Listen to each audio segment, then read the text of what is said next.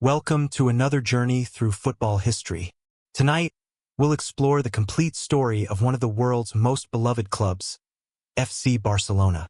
From its humble beginnings in 1899 to becoming a global phenomenon, this is a tale of passion, politics, artistry, and triumph that spans over a century. So get comfortable, close your eyes, and let's travel back to the end of the 19th century, to a vibrant city on the Mediterranean coast of Spain, where a young Swiss businessman was about to change football history forever. In the autumn of 1899, Barcelona was a city in transformation. The Industrial Revolution had brought prosperity, and with it came new ideas, new people, and new passions. Among those who arrived in this bustling Catalan metropolis was Hans Gamper, a 22-year-old Swiss entrepreneur with a deep love for football. Gamper had grown up in Switzerland, where football was gaining popularity, and he had played for FC Zurich. But Barcelona captivated him in ways his homeland never could. The city's energy, its distinct Catalan culture, and its openness to foreign influence made it the perfect place for his vision. On October 22, 1899, Gamper placed a small advertisement in the local newspaper, Los Deportes. Written in 3 languages, Spanish, Catalan, and English, it read, "Our friend and partner, Mr. Hans Gamper, former captain of the Zurich Football Club, wishing to organize some football games in Barcelona, requests that everyone who likes the sport contact him." The response exceeded all expectations. 11 men gathered at the Gimnasio Sol on November 29, 1899, and officially founded Football Club Barcelona. The founding members included Gamper himself, along with fellow Swiss Otto Kunzel, Englishmen John and William Parsons, and several Catalans including Luis Dioso and Bartomeu Terradas. From the very beginning, Barcelona was different. While many clubs of that era were exclusive social organizations for the wealthy, Barca embraced a more inclusive philosophy. The club's motto, chosen early in its history, was Més que un club, more than a club. This wasn't just marketing. It reflected a deep truth about what Barcelona would become. The club's first official match took place on December 8, 1899, against a team of English expatriates. Barcelona won 1-0 with their first ever goal scored by Arthur Whitty. The team played in blue and red stripes, colors chosen, according to legend, because Gamper had played for FC Basel, though the exact origin remains debated among historians. Those early years were marked by rapid growth and constant challenges. The club moved between various grounds, never quite settling anywhere permanently. They played at the Carretera de Horta, then moved to the Hotel Casanovas field, constantly searching for a proper home. Financial difficulties plagued the young club almost from the start. By 1903, membership had dwindled to just 25, and bankruptcy loomed large. It was Gamper who stepped forward once again, investing his own money and recruiting new members to keep the dream alive. This pattern of crisis, followed by salvation through the dedication of key individuals, would become a recurring theme in Barcelona's history. The club's first major success came in 1910 when they won the Copa del Rey, Spain's premier knockout competition. This victory was more than just a trophy. It represented validation that this young Catalan club could compete with and defeat the established powers of Spanish football. The second decade of Barcelona's existence saw the club begin to establish its unique identity, both on and off the pitch.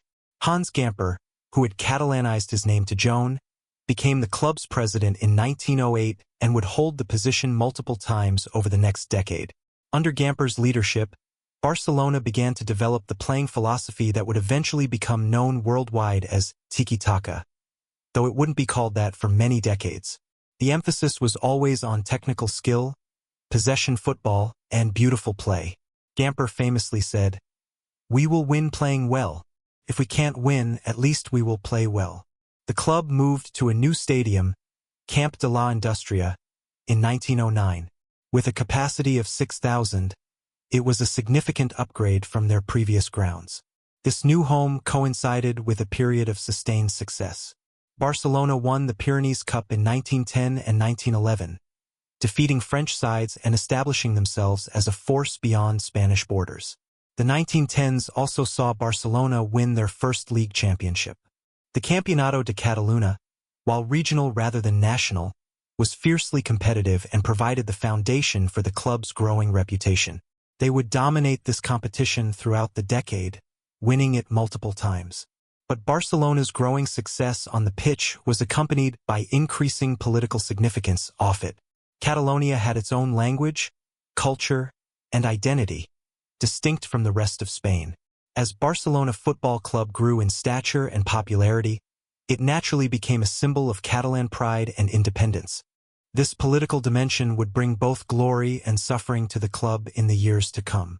For now, in the 1910s, it simply added an extra layer of meaning to every match, every victory, every celebration. When Barcelona won, Catalonia celebrated. When they lost, an entire region mourned. The First World War, though Spain remained neutral, still affected Barcelona. Many of the club's foreign players returned home, and economic difficulties made it harder to maintain the squad.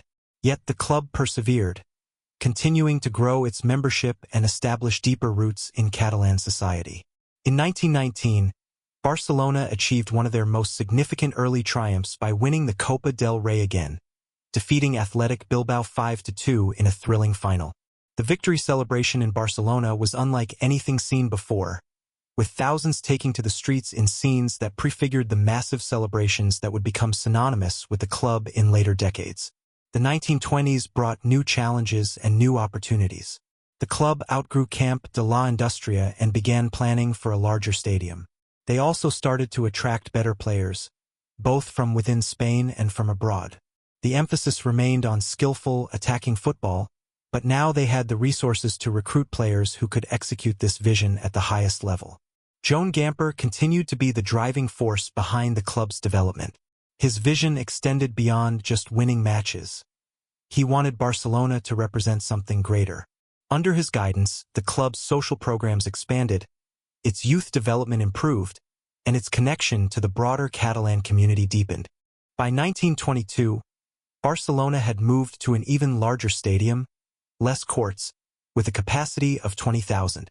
This move signaled the club's ambitions to become not just a regional power, but a national and eventually international force. The new stadium was inaugurated with a match against St. Mirren from Scotland, which Barcelona won 2-1. The 1930s began with great promise for FC Barcelona. The club had established itself as one of Spain's premier teams. They had a magnificent new stadium, and they were attracting top talent from across Europe. But the decade would also bring some of the darkest moments in the club's history. In 1929, the Spanish Football Federation established La Liga, the national championship that continues to this day. Barcelona were founding members and finished the inaugural season as runners-up to Athletic Bilbao. While not winning was disappointing, their participation in this new, prestigious competition marked another step in their evolution from regional club to national powerhouse. The early 1930s saw Barcelona finally claim their first La Liga title in the 1928-29 season, though this was actually awarded retroactively as the league system was still being established. Their first undisputed La Liga championship came in the 1944-45 season, but we're getting ahead of ourselves. Throughout the early 1930s, Barcelona continued to strengthen both their squad and their stadium. Les Courts was expanded multiple times, eventually reaching a capacity of over 60,000, making it one of the largest football stadiums in the world at the time. The club was also pioneering in other ways. They were among the first to have floodlights installed, allowing for evening matches that drew even larger crowds. But political tensions in Spain were rising, and Barcelona, as a symbol of Catalan identity, found themselves increasingly caught in the crossfire. The Spanish Republic had been established in 1931, and while this initially brought more freedom for regional cultures and languages, it also intensified conflicts between different political factions. The club's fortunes on the pitch remained strong during this period. They won the Copa del Rey in 1936, defeating Real Madrid 2-1 in one of the first truly epic Clásico finals. But just 2 months later, the Spanish Civil War began, and everything changed. The outbreak of civil war in July 1936 had immediate and devastating consequences for Barcelona. Several players and club officials fled the country or went into hiding. Josep Sunyol, who had been club president since 1935 and was also a Catalan politician, was captured and executed by nationalist forces in August 1936. The stadium was bombed multiple times during the war, suffering significant damage. Matches continued sporadically, but under constant threat. Many of the club's best players left for safer territories, and the team was forced to play with amateur and youth players. Francisco Franco's victory in 1939 brought particular hardship to Barcelona. Franco's regime was centralist and authoritarian, viewing regional identities like Catalan culture as threats to Spanish unity. The Catalan language was banned. The club was forced to change its name from the Catalan Football Club Barcelona to the Spanish Club de Futbol Barcelona, and the Catalan flag was removed from the club crest. But perhaps most symbolically devastating was the forced resignation of all non-Spanish board members and the imposition of a new, Franco-approved president.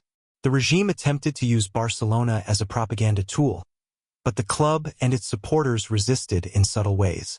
Despite these enormous challenges, Barcelona somehow managed to rebuild. The post-war years were marked by gradual recovery, both for the club and for Spain as a whole. New players were recruited, the stadium was repaired, and slowly, very slowly, the club began to regain its strength. In 1943, Barcelona faced Real Madrid in the Copa del Rey semi-final. The first leg in Madrid ended in an 11-1 victory for Real Madrid, a result so extreme that it remains controversial to this day. Many believe it was the result of political pressure and intimidation. The return leg in Barcelona was won 3-0 by Barca, but it wasn't enough to overturn the aggregate deficit. This match became a symbol of the persecution Barcelona faced during the Franco era, though historians continue to debate the exact circumstances. What is undeniable is that Barcelona fans viewed it as representative of the injustices they suffered during this dark period. The late 1940s brought some relief. The club won their first undisputed La Liga title in 1945, followed by another in 1948. These victories were celebrated not just as sporting achievements, but as acts of cultural resistance. Every Barcelona success was seen as a small victory for Catalan identity against Franco's oppression. If the 1940s were about survival, the 1950s were about renaissance. The arrival of Laszlo Kubala in 1950 marked the beginning of Barcelona's transformation from a club struggling under political oppression to one of the most admired teams in world football. Kubala was a Hungarian forward who had fled communist Eastern Europe and was playing for various clubs across Western Europe when Barcelona signed him. His arrival coincided with that of several other talented refugees from behind the Iron Curtain, including fellow Hungarians Sandor Kocsis and Zoltan Zabor. These players brought with them a new style of play that perfectly matched Barcelona's traditional philosophy. They emphasized technique, creativity, and fluid movement, values that resonated deeply with the club's identity. But more than that, they brought quality at a level Barcelona had rarely seen. Kubala quickly became a phenomenon. His skill, vision, and goal-scoring ability were matched by his charisma and intelligence. He learned Catalan, embraced the culture, and became not just a player but a symbol of the club's international appeal and its ability to integrate diverse talents into its unique identity. The team of the early 1950s was spectacular to watch. They won La Liga in 1952 and 1953, playing a style of football that was both effective and beautiful. Crowds flocked to Les Courts to watch Kubala and his teammates, and the stadium regularly sold out. But Barcelona's growing success created a new problem. They had outgrown Les Courts. Plans began for a new, even larger stadium that would be worthy of the club's ambitions and growing global reputation. The project would eventually become Camp Nou, though construction wouldn't begin until the late 1950s. In 1953, Barcelona achieved something unprecedented. They defeated Real Madrid 5-0 at the Santiago Bernabéu. This victory, known as the 5-0, remains one of the most celebrated in the club's history. It wasn't just the scoreline that mattered, but the manner of the victory. Barcelona played with such skill and artistry that even Madrid fans applauded. The mid-1950s brought continued success. Barcelona won the Copa del Rey in 1957 and 1959, and regularly competed in the newly formed European Cup. While they didn't win Europe's premier competition during this period, their participation established them as one of the continent's elite clubs. Kubala's influence extended beyond just his playing ability. He was instrumental in developing the club's youth academy, working with young players and helping to establish the coaching methods that would eventually produce some of the world's greatest talents. His understanding of the game, combined with his commitment to Barcelona's philosophy of beautiful football, helped shape the club's approach for decades to come. The construction of Camp Nou began in 1954 and was completed in 1957. The inaugural match was played on September 24, 1957, against a selection of Warsaw players, which Barcelona won 4-2. The new stadium had an initial capacity of 93,000, making it one of the largest football stadiums in the world. Moving to Camp Nou was more than just a change of venue. It was a statement of intent. Barcelona was declaring itself to be among the world's greatest clubs, with a stadium to match their ambitions. The design of the stadium, with its open style and excellent sightlines, reflected the club's commitment to making football accessible to as many people as possible. The late 1950s and early 1960s saw Barcelona continue to compete at the highest level. They won La Liga in 1959 and 1960, and reached the European Cup final in 1961, though they lost to Benfica. The team during this period featured not just Kubala, but other stars like Luis Suarez, the Spanish midfielder, not the Uruguayan striker who would play for Barcelona decades later, and Sandor Kocic. By the mid-1960s, the Kubala era was coming to an end. The great Hungarian was aging, and some of his key teammates had retired or moved on. But his legacy was secure. He had transformed Barcelona from a club struggling to assert its identity under Franco's regime into a global footballing powerhouse with a distinctive playing style and unshakable commitment to beautiful football. The departure of Kubala and his generation left Barcelona facing a familiar challenge: how to maintain excellence while transitioning to a new generation of players. The late 1960s and 1970s would see the club continue to evolve, attracting international stars while developing a stronger identity as a truly global institution. One of the most significant signings of this era was Johan Cruyff in 1973. The Dutch master arrived from Ajax Amsterdam as the most expensive player in the world at that time, and his impact was immediate and profound. Cruyff brought with him the total football philosophy that had made Ajax and the Netherlands national team famous. Total football emphasized fluid positioning, with players constantly interchanging positions and all members of the team expected to be comfortable both in possession and out of it.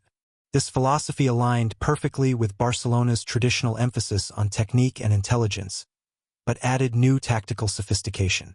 Under Cruyff's influence, Barcelona won La Liga in 1974, their first championship in 14 years. But more importantly, they played with a style and confidence that hadn't been seen since the Kubala era.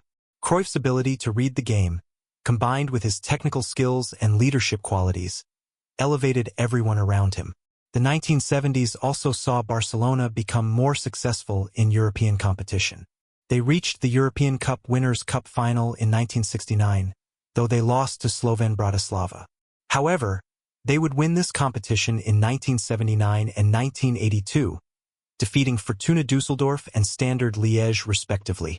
These European victories were significant not just for the trophies themselves, but for what they represented.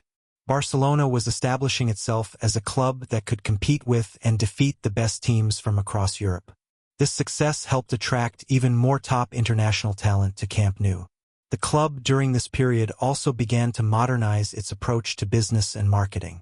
Under the presidency of Agustí Montal and later Josep Luis Núñez, Barcelona became more commercially minded while maintaining their commitment to attractive football and Catalan identity. The signing of players like Johan Neeskens, who followed Cruyff from Ajax, and later Diego Maradona in 1982, demonstrated Barcelona's growing ability to attract the world's best talents. Each of these signings was not just about improving the team, but about making a statement regarding the club's ambitions and status. Maradona's arrival was particularly significant. The young Argentinian was already being hailed as potentially the greatest player in the world, and his decision to join Barcelona sent shockwaves through world football.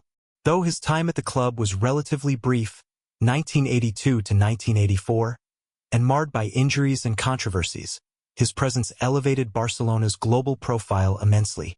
The late 1970s and early 1980s also saw improvements to Camp Nou in preparation for the 1982 World Cup, which was held in Spain.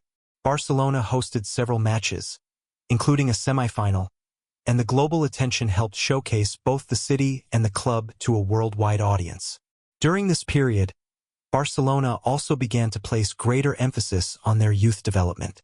La Masia, the club's famous academy, was formally established, and the principles of Barcelona football technique, intelligence, respect, began to be systematically taught to young players from across Catalonia and beyond.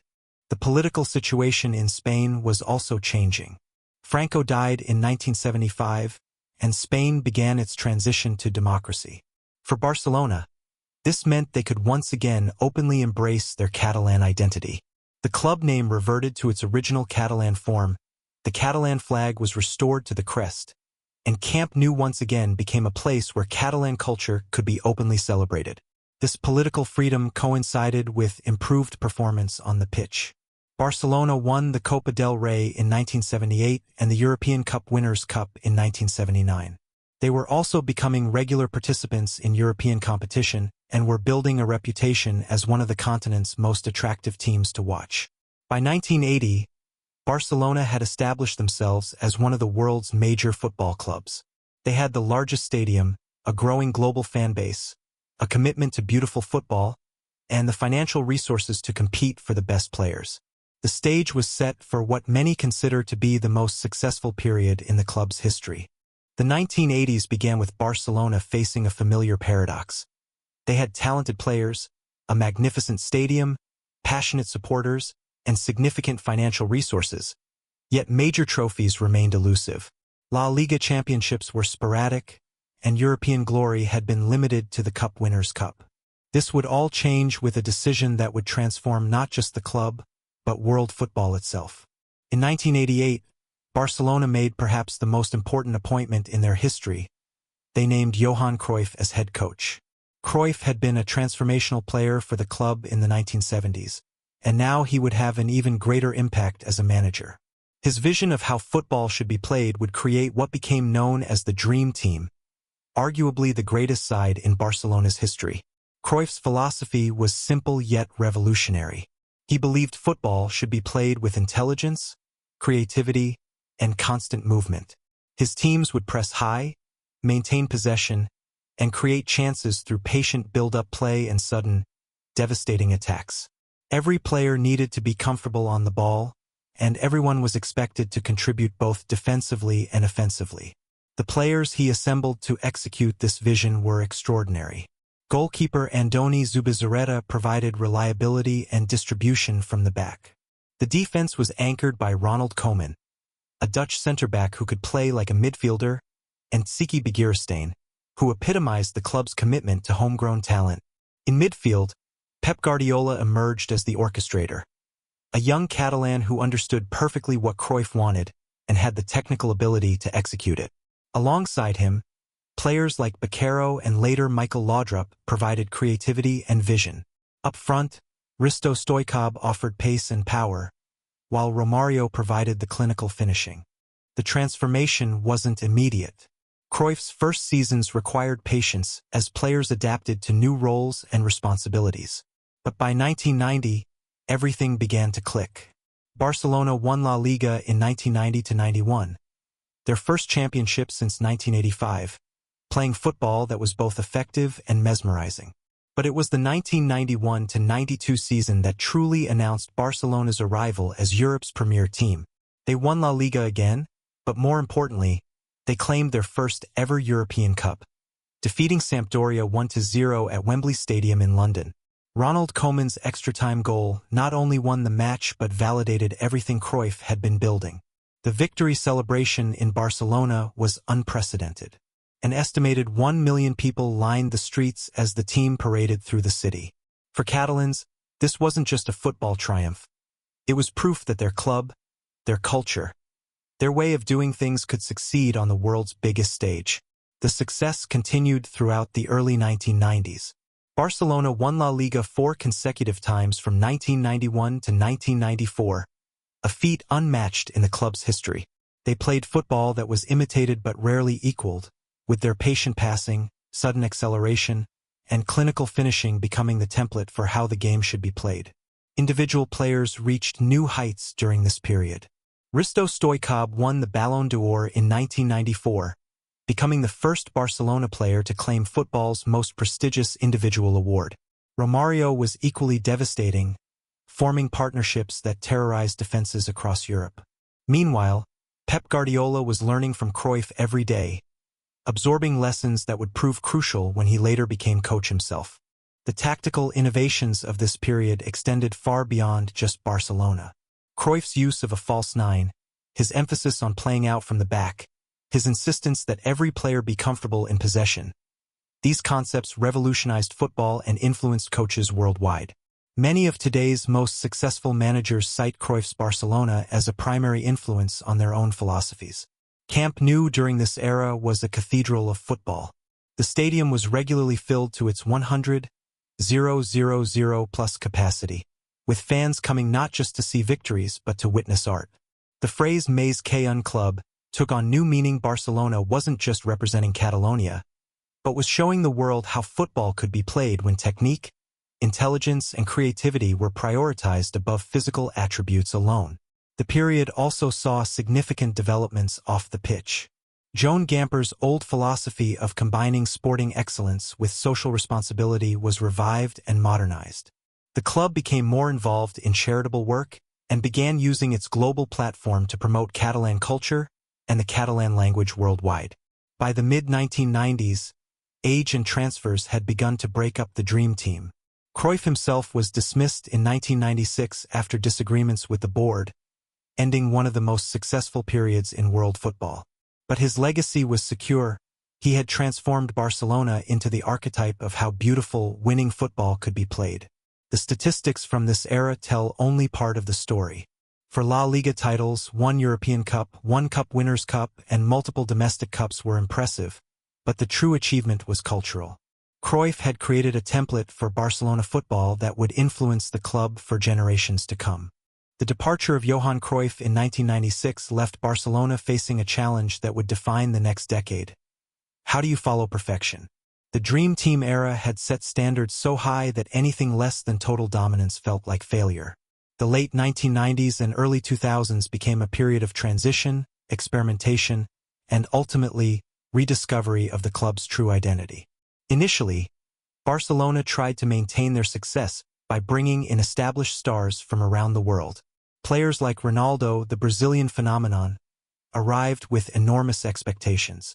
Ronaldo's single season at Barcelona, 1996-97, was spectacular. He scored 47 goals in 49 games and won the FIFA World Player of the Year award.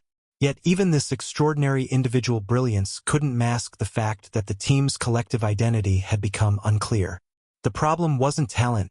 Barcelona continued to attract world-class players throughout this period. Rivaldo arrived in 1997 and provided moments of pure magic with his technique and creativity. The Brazilian won the Ballon d'Or in 1999 and was instrumental in Barcelona's Copa del Rey victory in 1998. But La Liga titles remained elusive, and European success was limited. Part of the challenge was that football itself was evolving. The Bosman ruling had changed transfer regulations, allowing greater player movement. Television money was transforming the economics of the game. Other clubs were adopting and adapting the techniques that had made Barcelona so successful, while Barcelona themselves seemed uncertain about their direction. A succession of coaches tried different approaches. Louis van Gaal arrived in 1997 with a reputation for developing young players and implementing systematic approaches to the game. His first spell was successful. Barcelona won La Liga in 1998 and 1999, playing football that was recognizably in the club's tradition while being more pragmatic than Cruyff's teams. Van Gaal also continued the emphasis on youth development that had been a hallmark of the club since Cruyff's time. Players like Xavi Hernandez began to emerge from La Masia during this period, though it would be several years before his true importance became apparent. But consistency remained elusive. Van Gaal left, returned, and left again. Other coaches came and went. Barcelona were competitive but not dominant, successful but not special. The club was in danger of losing the unique identity that had made them beloved worldwide. The turning point came in 2003 with the signing of Ronaldinho. The Brazilian arrived from Paris Saint-Germain with a reputation for spectacular skill and infectious joy for the game. What nobody expected was how perfectly he would embody everything Barcelona represented: technical excellence, creativity, entertainment, and pure love of football. Ronaldinho's impact was immediate and transformational. His first season saw Barcelona return to the Champions League after a year's absence. His second season brought the La Liga title in 2005, the club's first championship in 6 years.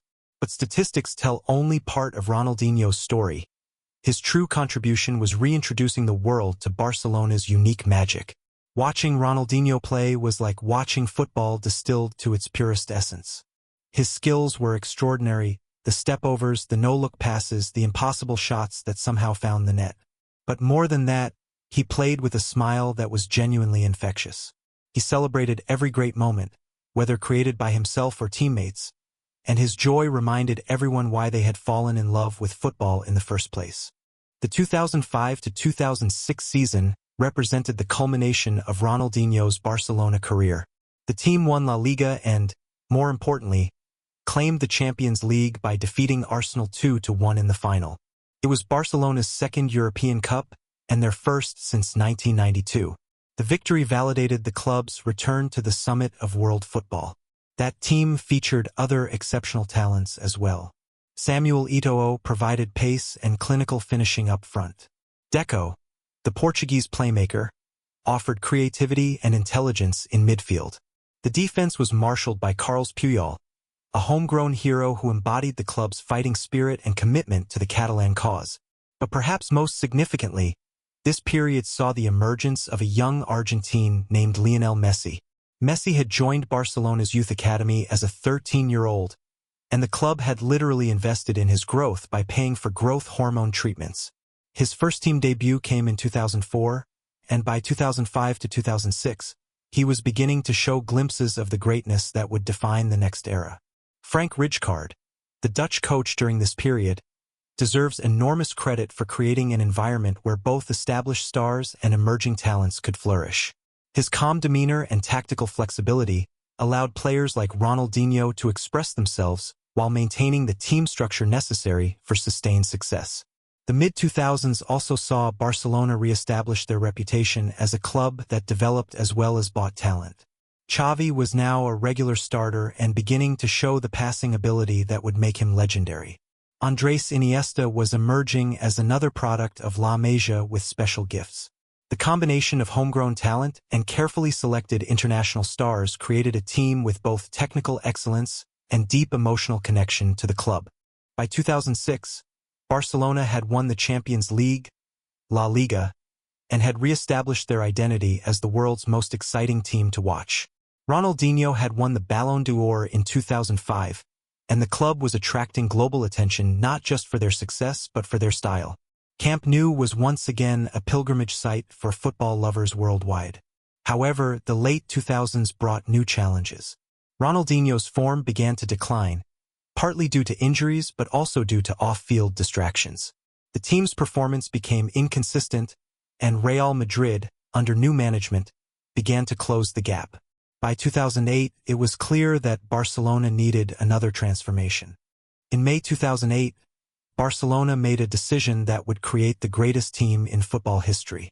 They appointed Pep Guardiola, a 37-year-old former player with only 1 year of coaching experience with Barcelona B, as their new head coach. It seemed like a huge risk replacing the successful but inconsistent Frank Rijkaard with someone so inexperienced. What followed was 4 years of football perfection that redefined what was possible in the sport. Guardiola's appointment represented more than just a coaching change. It was a return to the club's philosophical roots. As a player under Johan Cruyff, Guardiola had absorbed the Dutch master's lessons about how football should be played. As a coach, he would implement these principles with an intensity and precision that even Cruyff had never achieved. The transformation began immediately. Players who had become comfortable or complacent found themselves challenged to reach new levels. Ronaldinho and Deco, despite their recent success, were sold because they no longer fit the physical and mental standards Guardiola demanded. The message was clear: nobody was bigger than the team or the philosophy. In their place, Guardiola promoted young players from La Masia and made strategic signings that perfectly fit his vision. Dani Alves arrived from Sevilla to provide attacking width from right back. Gerard Piqué returned from Manchester United to strengthen the defense. Most importantly, Guardiola recognized that 21-year-old Lionel Messi was ready to become the focal point of the team. The 2008-2009 season began with Barcelona playing football unlike anything seen before. They pressed with unprecedented intensity, maintained possession with almost mechanical precision, and created chances through intricate passing combinations that left opponents dizzy and demoralized. Every player was expected to press when they lost the ball and contribute to attacks when they regained it. The results were immediate and spectacular. Barcelona won their first 10 league matches, playing football that was both devastatingly effective and breathtakingly beautiful. They won La Liga by 9 points, claiming their first championship in 3 years. But this was just the beginning. In the Champions League, Barcelona demolished team after team. They beat Lyon 6-2 on aggregate in the round of 16, then thrashed Bayern Munich 5-1 over 2 legs in the quarterfinals. The semi-final against Chelsea was more controversial. Barcelona won 1-1 on aggregate on away goals after a match filled with penalty appeals. But the final against Manchester United was a masterpiece. On May 27, 2009, at the Stadio Olimpico in Rome, Barcelona defeated Manchester United 2-0 to win the Champions League. Samuel Eto'o's early goal was followed by Messi's header in the second half. But the scoreline didn't reflect Barcelona's complete dominance. They had 59% possession and completed 431 passes to United's 282. It was a clinic in how to play football. The victory completed Barcelona's first treble: La Liga, Copa del Rey, and Champions League in the same season.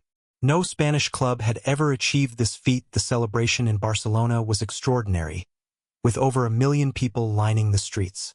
But even more remarkable was the recognition that this team had achieved something beyond mere success. They had created art. Individual accolades reflected the team's collective brilliance. Messi won his first Ballon d'Or, beginning a period of individual dominance that would last for years. Xavi and Iniesta were recognized as the best midfielders in the world, their passing and movement creating the platform for everything Barcelona achieved. The 2009-10 season saw Barcelona maintain their incredible standards. They won La Liga again, this time by 3 points over Real Madrid, and reached the Champions League semi-finals. But it was during this season that people began to understand that they weren't just watching a great team. They were witnessing a revolution in how football could be played.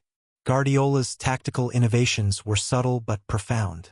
His use of false nine position, with Messi dropping deep to create space and confusion, was copied by coaches worldwide. His insistence that even defensive players participate in attack, with players like Gerard Piqué regularly joining attacks, revolutionized modern football tactics. The 2010-11 season would prove to be the apex of this golden era. Barcelona won La Liga with 96 points, losing only 2 matches all season. But it was their Champions League campaign that truly demonstrated their supremacy. They defeated Arsenal, Shakhtar Donetsk, and Real Madrid en route to another final against Manchester United at Wembley. The 2011 Champions League final on May 28 is often cited as the greatest performance by any team in football history. Barcelona won 3-1, but the scoreline doesn't capture their total domination.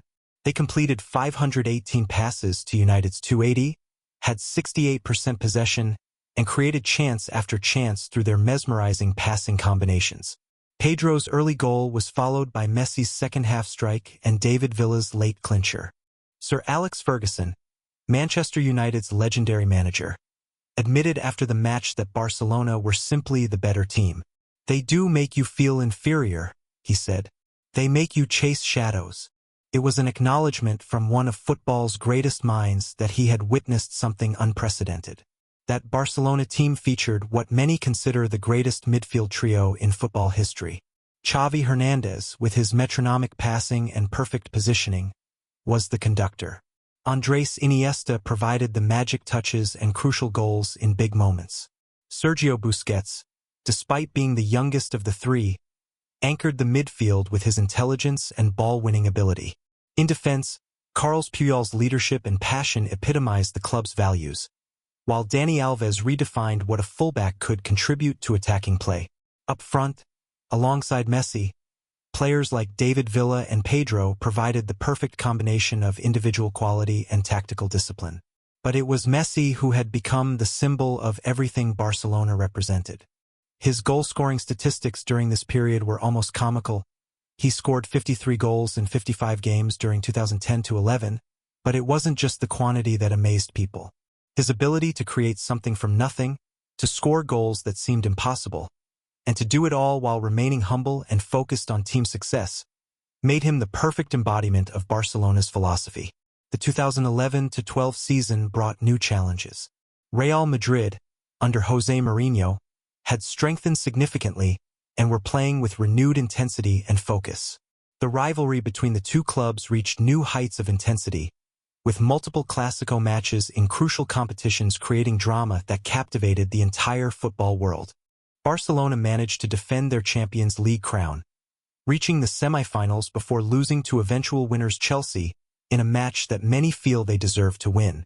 However, they did claim La Liga once again, with Messi scoring an incredible 50 goals in the league alone, a record that still stands. By the end of the 2011-12 season, Guardiola announced he would be leaving Barcelona. The decision shocked the football world, but Pep explained that he was mentally and physically exhausted from the intensity of managing at such a high level. His 4 years had produced 14 trophies, including 3 La Liga titles and 2 Champions League victories, but more importantly, he had created a team that would be remembered as the greatest in football history.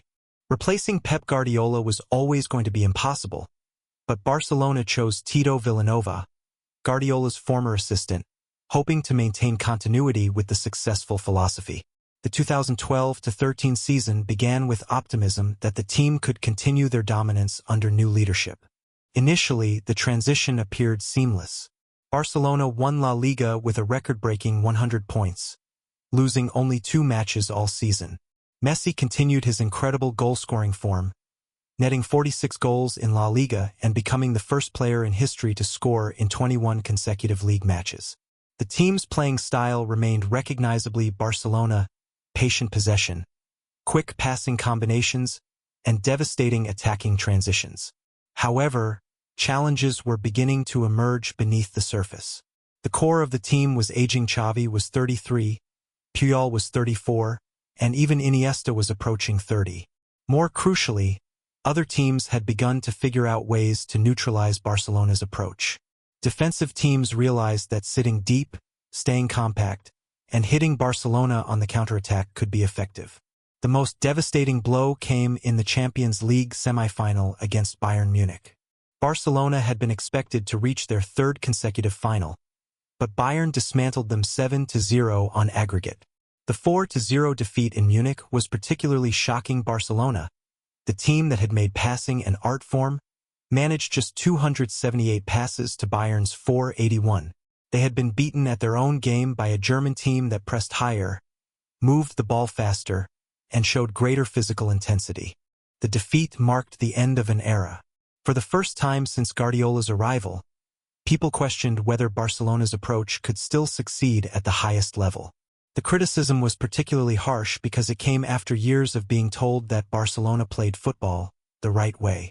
Personal tragedy compounded the sporting disappointment. Tito Vilanova was battling cancer and had to take extended leave for treatment. While he initially returned for the 2013-14 season, his illness ultimately forced him to resign in July 2014. He passed away in 2014, leaving the Barcelona family devastated by the loss of a beloved figure who represented the best values of the club. The 2013-14 season was chaotic both on and off the pitch. Gerardo Martino was appointed as coach, bringing a different approach that emphasized more direct play and greater physical intensity. While this led to some exciting matches and individual performances, it never felt authentically Barcelona. The season was marked by inconsistency. Barcelona challenged for La Liga but ultimately finished second to Atletico Madrid, missing out on the title for the first time since 2007. They were knocked out of the Champions League by the same Atletico team in the quarterfinals, ending their European campaign earlier than expected. Individual brilliance provided some consolation. Messi continued to break records, becoming Barcelona's all-time leading goal scorer and establishing himself as one of the greatest players in football history. Neymar arrived from Santos in 2013, bringing Brazilian flair and adding a new dimension to Barcelona's attack. The young winger's pace and trickery offered something different from Barcelona's traditional approach, though his integration took time. But the fundamental questions remained unanswered. Could Barcelona's philosophy still succeed in modern football? Were they too predictable, too slow, too dependent on aging stars? The club's leadership recognized that change was necessary, both in terms of personnel and approach. The search for a new coach became crucial. Barcelona needed someone who understood their philosophy but could adapt it to contemporary football's demands. They needed fresh ideas while maintaining their essential identity. The choice they made would determine whether the club could return to the summit of world football or would continue to struggle with their post-Guardiola identity crisis. Off the pitch, Barcelona was also dealing with significant challenges. The transfer of Neymar had attracted scrutiny from Spanish authorities, leading to legal investigations and financial penalties. The club's relationship with FIFA became strained over youth transfer regulations, resulting in a transfer ban that would affect their ability to strengthen the squad. These challenges tested the club's resilience and leadership. Barcelona had faced difficult periods before, during the Franco era, during the pre-Cruyff years, during the transition after the Dream Team. Each time, they had emerged stronger by returning to their fundamental values while adapting to new circumstances. The question was whether they could do so again in an era where football was becoming increasingly commercialized and tactically sophisticated. In May 2014, Barcelona appointed Luis Enrique as their new head coach. The former Barcelona player brought energy, tactical flexibility, and a clear vision of how to modernize the club's playing style while maintaining its essential identity. What followed was one of the most successful periods in the club's history, anchored by one of the greatest attacking trios ever assembled. Luis Enrique inherited a talented but unbalanced squad. Messi remained the world's best player, but questions lingered about his best position and role. Neymar had shown flashes of brilliance but needed to adapt to European football's demands. The midfield, while still featuring Xavi and Iniesta, lacked the dynamism of earlier years. The defense required reinforcement and a new approach. The breakthrough came with the signing of Luis Suarez from Liverpool in summer 2014. Despite serving a suspension that kept him out of Barcelona's first few matches, Suarez's arrival completed one of football's most devastating attacking combinations. Messi, Suarez, and Neymar MSN would terrorize defenses worldwide for the next 3 seasons. The transformation wasn't immediate.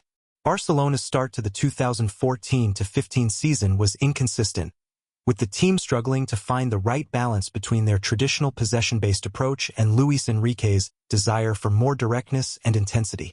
Early defeats to Real Madrid and Real Sociedad led to criticism of both the coach and his methods. But gradually, everything began to click. The turning point came in a 3-1 victory over Paris Saint-Germain in the Champions League quarter-final first leg in April 2015. Barcelona played with a combination of control and ruthlessness that had been missing for years.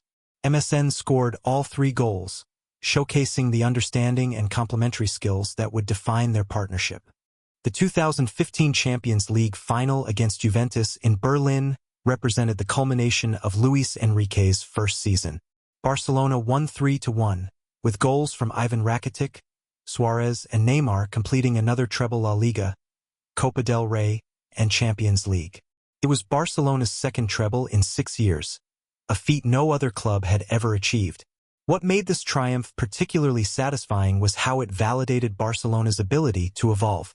This team was different from Guardiola's, more direct, more physically imposing, more clinical in front of goal. MSN scored 122 goals between them during the 2014-15 season, a record for an attacking trio that still stands today. Individual statistics tell part of the story, but they don't capture the psychological impact MSN had on opponents. Defending against one world-class attacker is difficult enough. Facing three simultaneously, each with different strengths and all capable of creating magic from nothing, was virtually impossible. Teams that focused on stopping Messi found themselves destroyed by Suarez's movement or Neymar's pace. Those who doubled up on Neymar left space for Messi to exploit. The 2015-16 season saw Barcelona continue their dominance domestically, winning La Liga and Copa del Rey. However, they were eliminated from the Champions League by Atletico Madrid in the quarterfinals, ending their hopes of consecutive European titles. The defeat was disappointing but didn't diminish the recognition that Luis Enrique had successfully modernized Barcelona's approach. Perhaps the most memorable match of this era came in the 2017 Champions League round of 16 against Paris Saint-Germain. After losing the first leg 4-0 in Paris, Barcelona faced what seemed like an impossible task. No team had ever overturned a 4-goal deficit in Champions League history. What followed was the most remarkable comeback in football history. On March 8, 2017, at Camp Nou, Barcelona defeated PSG 6-1 in a match that became known as La Remontada, the comeback. Luis Suarez scored early, but PSG's away goal in the 40th minute seemed to end Barcelona's hopes. Instead, it sparked one of football's greatest ever performances. Neymar scored twice, including a stunning free kick, before setting up Sergi Roberto's dramatic winner in the 95th minute. The 6-5 aggregate victory sent Camp Nou into delirium and reminded the world why Barcelona remained special. The 2016-17 season ended with disappointment as Barcelona finished second in La Liga to Real Madrid and were eliminated from the Champions League by Juventus in the quarterfinals. More significantly, it marked the end of the MSN era as Neymar departed for Paris Saint-Germain in a world record €222 million transfer. Neymar's departure was devastating both financially and emotionally. He had been expected to eventually succeed Messi as Barcelona's primary star, and his decision to leave for PSG felt like a betrayal to many fans. The transfer also highlighted the changing economics of football, with PSG able to pay a release clause that seemed impossibly high just years earlier. Luis Enrique announced he would not continue as coach after the 2016-17 season, ending a 3-year period that had brought 2 La Liga titles, 3 Copa del Rey victories, and 1 Champions League. His tenure had proven that Barcelona could adapt and evolve while maintaining their essential identity, but it had also shown how quickly circumstances could change in modern football. The MSN era represented both triumph and transition. It demonstrated Barcelona's ability to assemble world-class talent and play breathtaking football. The 2015 treble was achieved through some of the most entertaining football ever played, combining Barcelona's traditional virtues with new levels of pace and directness. But the period also revealed new vulnerabilities. The club's dependence on individual brilliance, while spectacular to watch, sometimes came at the expense of collective cohesion. The departure of Neymar for financial reasons highlighted the challenge of competing with state-backed clubs. Most significantly, the aging of key players like Xavi, who left for Qatar in 2015, and Iniesta, whose influence was gradually diminishing, raised questions about the next generation.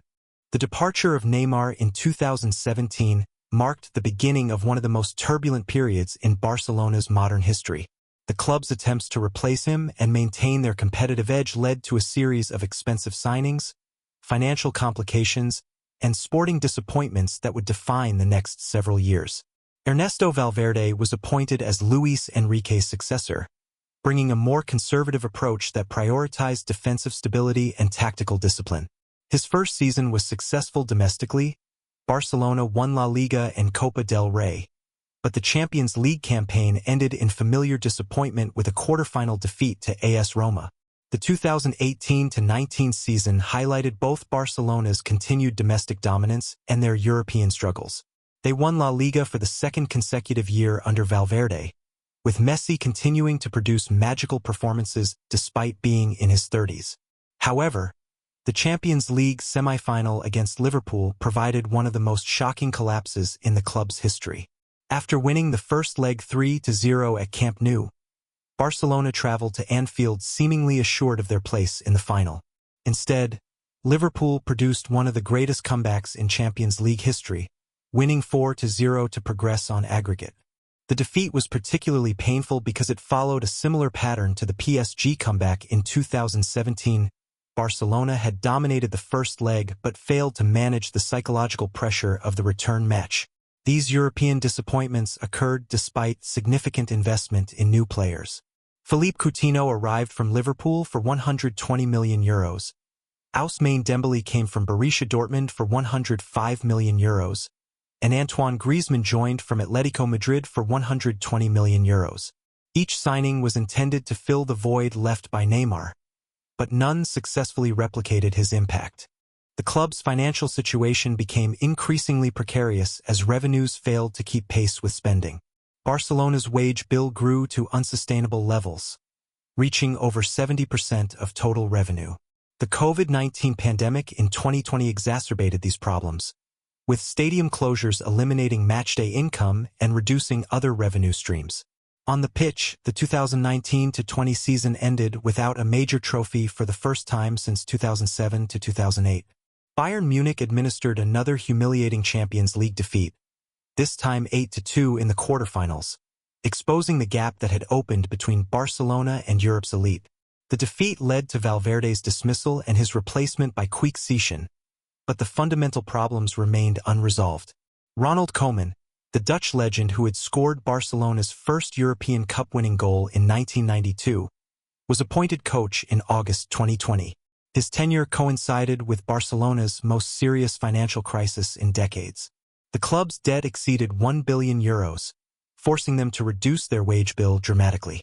The most shocking consequence was Messi's departure in summer 2021. Despite both the player and club wanting to extend his contract, La Liga's financial regulations made it impossible for Barcelona to afford his salary. Messi's tearful farewell press conference marked the end of an era. The greatest player in the club's history was leaving not by choice but due to financial necessity. Messi's departure to Paris Saint-Germain sent shockwaves through football and devastated Barcelona supporters worldwide. For many fans, Messi was Barcelona. His association with the club stretched back to his arrival as a 13-year-old, and his achievements included 10 La Liga titles, 7 Copa del Rey victories, and 4 Champions League triumphs. His 672 goals in 778 appearances seemed impossible to replace. Joan Laporta, returning as president for a second time, faced the enormous challenge of rebuilding Barcelona both financially and sportively. His strategy involved reducing costs, restructuring debt, and gradually building a new team around younger players from La Masia and carefully selected signings. The 2021-22 season was one of transition and learning. Barcelona finished second in La Liga but were eliminated from the Champions League in the group stage for the first time since 2000-2001. However, there were signs of hope as young players like Pedri, Gavi, and Ronald Araujo began to establish themselves as potential stars. Xavi Hernandez's appointment as coach in November 2021 represented a symbolic return to the club's roots. The former Barcelona captain understood the club's philosophy better than anyone, having been a key player during the most successful period in their history. His challenge was implementing this philosophy with a much younger and less experienced squad. The 2022-23 season marked the beginning of Barcelona's recovery. Despite ongoing financial constraints, the club managed to strengthen the squad with signings like Robert Lewandowski, Rafinha, and Jules Koundé. More importantly, the integration of academy graduates created excitement about the future. Barcelona won La Liga in 2023, their first league title since 2019 and their first major trophy in the post-Messi era. The victory was achieved through attractive, possession-based football that recalled the club's greatest teams. Young players like Pedri and Gavi demonstrated that La Masia remained capable of producing world-class talents. However, European success continued to elude the club. Elimination from the Champions League in the group stage for the second consecutive year highlighted the work still needed to return to the highest level. The financial constraints meant Barcelona couldn't compete with the spending power of clubs like Real Madrid, Manchester City, or Paris Saint-Germain. The period from 2017 to 2023 tested Barcelona's resilience like few others in their history. The financial crisis was more severe than anything experienced during the Franco era or the pre-Cruyff years. The departure of Messi felt like losing the club's soul. Yet throughout these challenges, the fundamental values that made Barcelona special remained intact. As we near the end of our journey through Barcelona's history, it's worth reflecting on what has remained constant throughout all the changes, challenges, and triumphs. From Hans Gamper's vision in 1899 to the current generation of players emerging from La Masia, certain principles have defined this remarkable institution. Mais qu'un club, more than a club, is not just a motto but a lived reality. Throughout their history, Barcelona has represented something beyond football success. During the Franco dictatorship, they were a symbol of Catalan identity and resistance. During the Cruyff and Guardiola eras, they represented a philosophy of how football could be art as well as sport.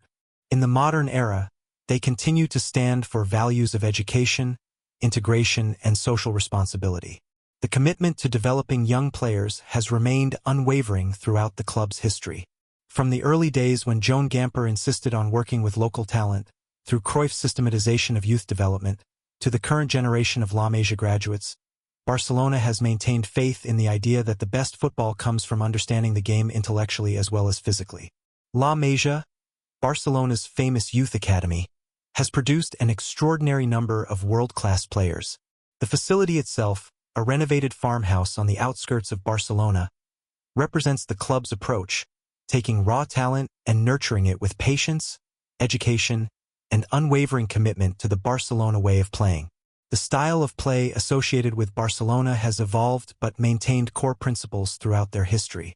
The emphasis on possession, patient build-up play, technical skill over physical attributes, and collective movement has been consistent whether the team was managed by Cruyff, Guardiola, or Xavi.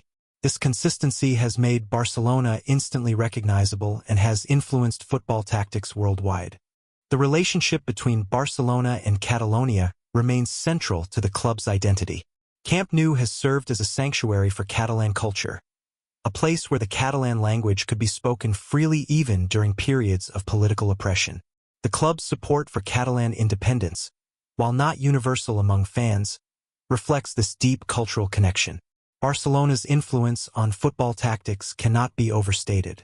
The total football of the 1970s, the Dream Team's innovations of the 1990s, and the tiki-taka revolution of the 2000s have all influenced how football is played at every level worldwide. Coaches from amateur to professional levels study Barcelona's methods and attempt to implement their principles. The club's approach to transfers and player development has also been distinctive. While they have signed some of the world's most expensive players, their greatest successes have often come from promoting academy graduates or signing players who fit the Barcelona philosophy rather than simply chasing the biggest names. The social dimension of Barcelona extends far beyond football. The club has been involved in charitable work, educational programs, and cultural preservation throughout their history. The Barcelona Foundation works on projects worldwide, using football as a tool for social development and education. Camp Nou itself has become more than a stadium. It's a pilgrimage site for football lovers worldwide. The museum is one of Barcelona's most popular tourist attractions, and match days bring together fans from every continent. The stadium's size and atmosphere create an experience that transcends sport. The economic model Barcelona has followed, prioritizing sporting success over pure profit, has both enabled their achievements and created their current challenges. Unlike clubs owned by wealthy individuals or corporations, Barcelona remains owned by its members, creating both accountability and financial constraints. The rivalry with Real Madrid, while often bitter, has also elevated both clubs.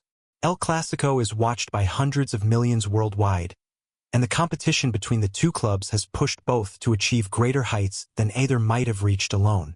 The contrasting philosophies, Barcelona's emphasis on collective play versus Madrid's focus on individual stars, has created fascinating tactical and cultural debates.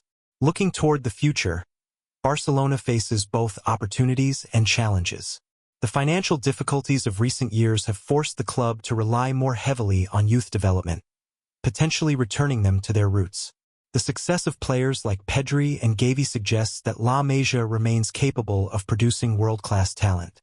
The global growth of football creates new opportunities for Barcelona to expand their influence and revenue streams, but it also increases competition from clubs with greater financial resources.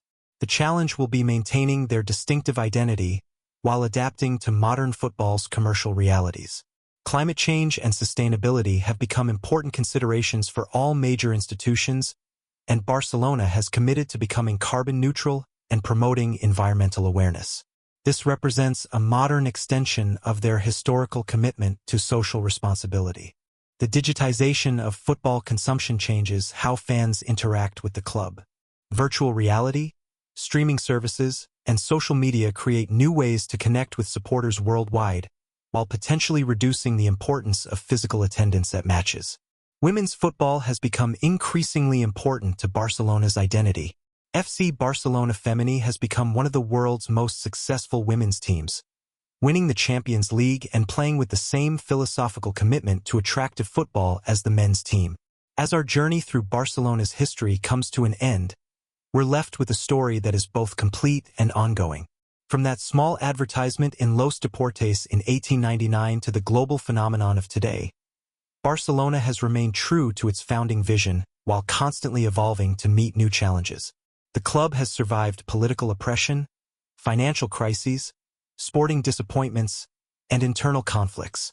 Each time, they have emerged stronger by returning to their fundamental values while adapting to new circumstances. This resilience suggests that whatever challenges lie ahead, Barcelona will find ways to overcome them. The players who have worn the Barcelona shirt represent a pantheon of football greatness, from the early pioneers who established the club's reputation, through legends like Kubala and Cruyff who defined different eras, to modern icons like Messi who transcended the sport itself. Each generation has added to the club's legacy while maintaining its essential character. The coaches who have shaped Barcelona's tactical evolution, Cruyff, Guardiola, and others, have influenced not just the club but football itself. Their innovations continue to be studied and adapted by coaches worldwide, ensuring Barcelona's tactical legacy will endure regardless of their current competitive position. The supporters, from the original members who kept the club alive during its early financial crises to the millions worldwide who follow every match today, represent the true strength of the institution.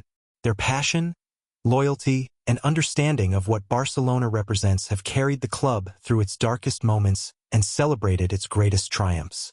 Perhaps most remarkably, Barcelona's commitment to their philosophical principles has never wavered despite enormous pressure to compromise.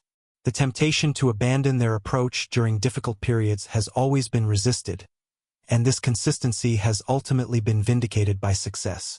As you drift off to sleep, remember that somewhere in the world, young players are training with Barcelona's youth teams, learning not just football skills but the values that make this club special.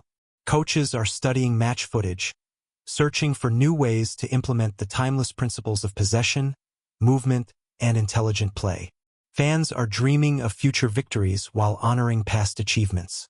The story of FC Barcelona is ultimately about the power of vision, persistence, and belief. Hans Gamper's dream of creating a football club that represented something more than sporting success has been realized beyond his wildest imagination. That dream continues today and will continue tomorrow, carried forward by new generations who understand that some things are indeed more than just a club. In the end, Barcelona's greatest achievement may not be any single trophy or performance, but the proof they've provided that sport can be art, that success can be achieved without sacrificing principles, and that a football club can truly represent the hopes, dreams, and values of an entire culture. The beautiful game has many beautiful stories, but none more beautiful than this one. The story of FC Barcelona, more than a club, indeed. Sweet dreams, and may your football dreams be filled with the magic that has made Barcelona eternal.